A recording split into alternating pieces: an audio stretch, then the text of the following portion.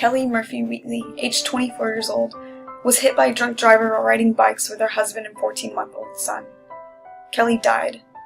Her husband and 14-month-old son were uninjured. The driver spent 7 months in prison.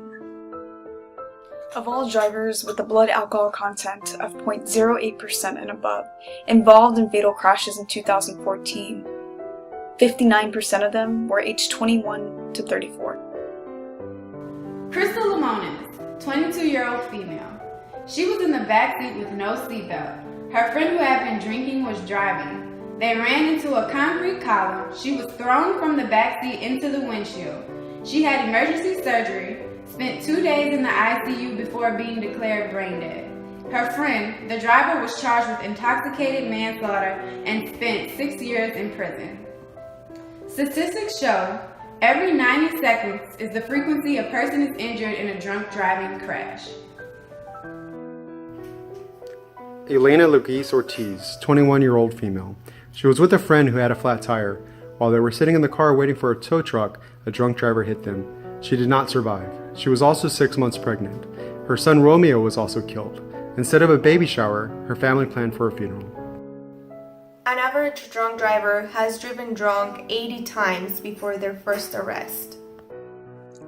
On average, 3 LP people will be involved in a drunk driving crash in their lifetime. Here is Jeremy's story. Jeremy did everything right that night. He didn't drink, had his seatbelt on, had a green light, and became a victim.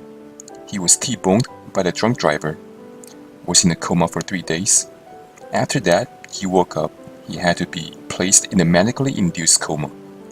Later, he had no memory of the crash and had to relearn how to walk again.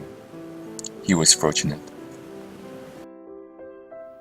On May 7, 2005, Chris Mason's father received a call at 2:15 a.m. "Is this Chris's dad? You need to come quickly. There's been a crash. Chris is hurt really bad." Chris was airlifted to a trauma center. He died 17 hours later from massive injuries. They planned his funeral the next day, Mother's Day 2005. Young people, think about the possible consequences, the potential victims, their loved ones, and your loved ones. Make the smart choice. Don't drink and drive.